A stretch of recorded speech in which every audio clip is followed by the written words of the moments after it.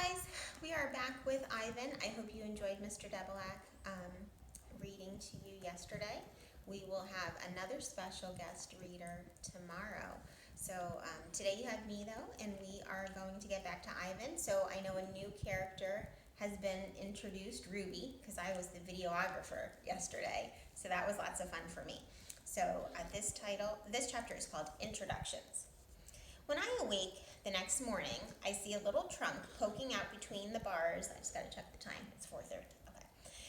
I see a little trunk poking out between the bars of Stella's domain.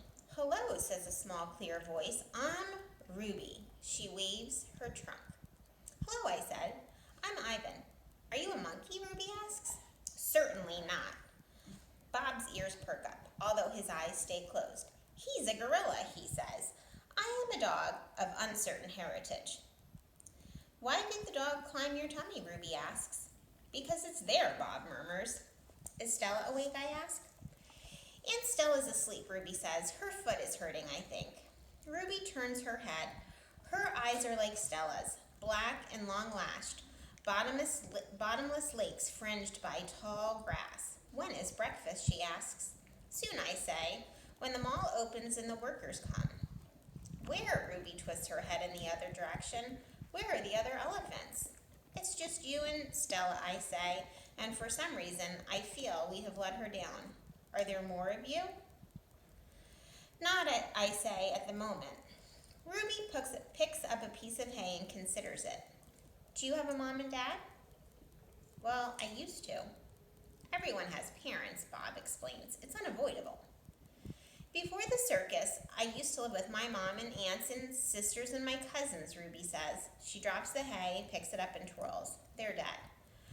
I don't know what to say. I'm not really enjoying this conversation, but I can see that Ruby isn't done talking. To be polite, I say, "I'm sorry to hear that, Ruby." "Humans killed them," she says. "Who else?" Bob asks, and we all fall silent. So Ruby's telling a lot about her past, right? And how does she seem to be feeling if we think about it? I think she's feeling sad. She's in a new environment, so she's probably feeling scared. Think about it. Maybe those of you who are new to us at Montgomery this year, how did you feel on your first day in a new environment, right? It's not the same, but it's some type of a connection. Next chapter, Stella and Ruby. All morning, Stella strokes Ruby, pats her, smells her. They flap their ears, they rumble and roar. They sway as if they're dancing. Ruby clings to Stella's tail. She slips under Stella's belly. Sometimes they lean into each other, their trunks twirl together like jungle vines. Stella looks so happy. It's more fun to watch than any nature show I've ever seen on TV. And here's a picture of Ruby and Stella together. Home of the one and only Ivan. George and Mac are out by the highway.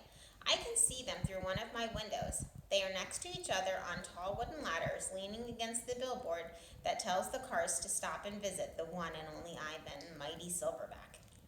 George has a bucket and a long-handled broom. Mac has pieces of paper. He slaps one against the billboard. George dips the broom into the bucket. He wets the paper with the liquid from the bucket, and somehow the paper stays in place. They put up many pieces before they are done. When they climb down from the ladders, I see that they've added a picture of a little elephant to the billboard. The elephant has a lopsided smile. She's wearing a red hat, and her tail curls like a pig.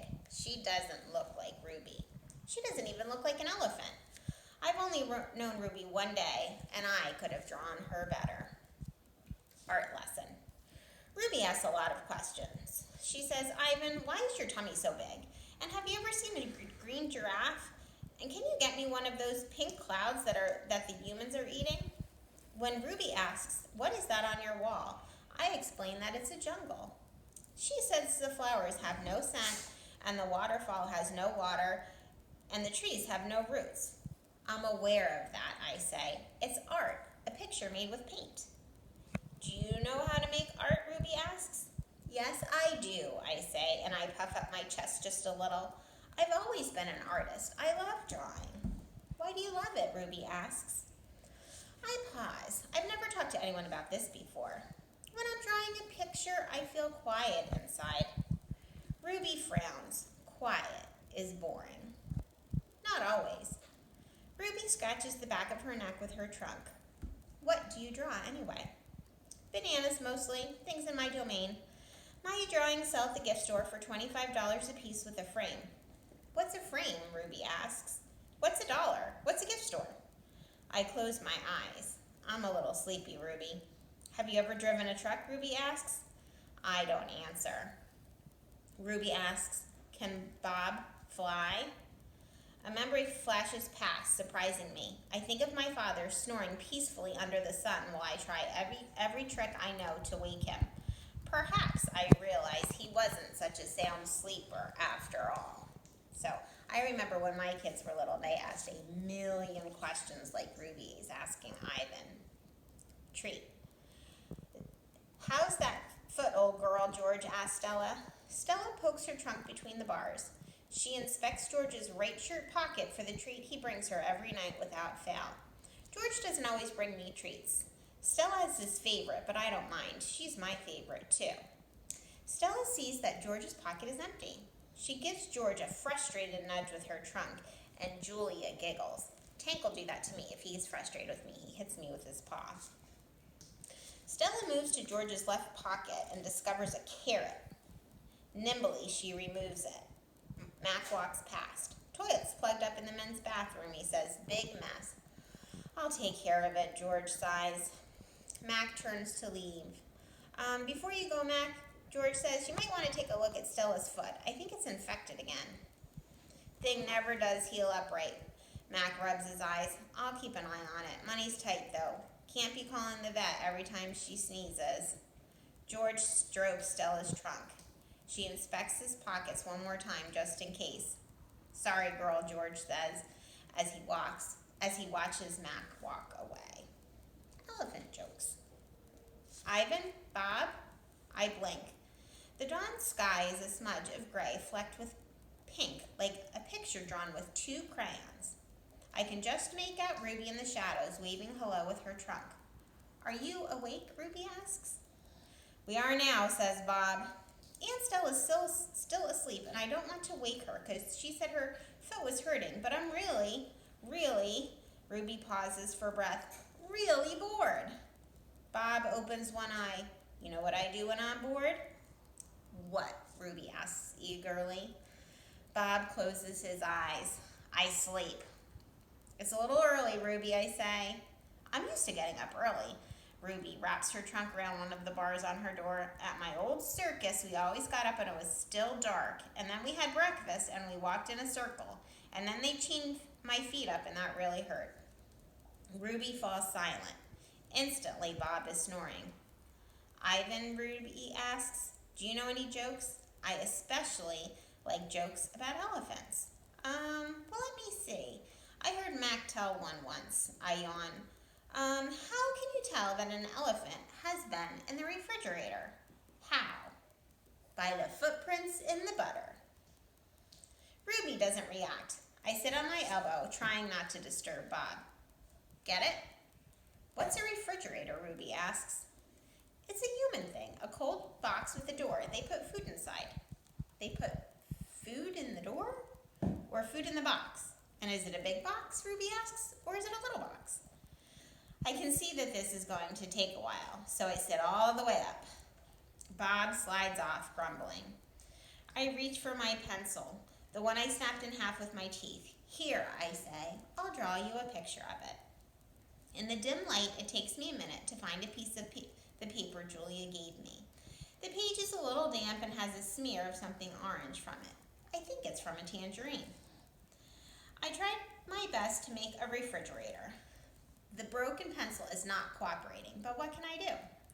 By the time I'm done, the first streaks of a morning sun have appeared in a flashy cartoon color. I hold up my picture for Ruby to see, and here is Ivan talking to Ruby. She studies it intently, but her head turns so that one black eye is trained on my drawing. Wow, you made that? Is this the thing you were telling me about before? Art? Sure is. I can draw all kinds of things. I'm especially good at fruit. Could you draw a banana right now? Ruby asks. Absolutely. absolutely. I turn the paper over and sketch. Wow, Ruby says again in an odd voice when I hold up the paper. It looks good enough to eat. She makes a happy lilting sound, an elephant laugh. It's like the song of a bird I recall from long ago, a tiny yellow bird with a voice like dancing water. Strange, I'd forgotten all about that bird, how she'd wake me every morning at dawn when I was still curled safely in my mother's nest. It's a good feeling making Ruby laugh, so I draw another picture and another along the edges of the paper. An orange, a candy bar, a carrot. What are you two up to? Stella asks, moaning as she tries to move her sore foot. How are you this morning? I ask. Just feeling my age, Stella says. I'm fine. Ivan is making me pictures, Ruby says, and he told me a joke. I really like Ivan, Aunt Stella. Stella winks at me. Me too, she says. Ivan, want to hear my favorite joke? Ruby asks. I heard it from Maggie. She was one of the giraffes in my old circus. Sure, I say. It goes like this. Ruby clears her throat. What do elephants have that nothing else has? Trunks, I think, but I don't answer because I don't want to ruin Ruby's fun. I don't know, Ruby, I reply. What do elephants have that nothing else has? Baby elephants, Ruby says. Good one, Ruby, I say, watching Stella stroke Ruby's back with her trunk. Good one, Stella says softly. I got I have just enough time to read one more chapter. Children. Once I asked Stella if she'd ever had any babies. She shook her head. I never had the opportunity. You'd have made a great mother, I told her. Thank you, Ivan, Stella said, clearly pleased. I like to think so. Having young ones is a big responsibility. Having to teach them to take mud baths, of course, and emphasize the importance of fiber in their diet. She looked away, contemplating. Right? Do your parents have to remind you guys to do all sorts of things? I know my mom did when I was little, and I certainly have to with my own kids. Elephants are excellent at contemplating. I think the hardest part of being a parent, Stella added after a while, would be keeping your baby safe from harm, protecting them. The way silverbacks do in the jungle, I said. Exactly, Stella nodded. You would have to be good at protecting too, I said confidently. I'm not so sure, Stella said, gazing at the iron bars surrounding her. I'm not sure at all. Okay, so we will pick this up tomorrow with our special guest reader. So have a great night, guys. I miss you.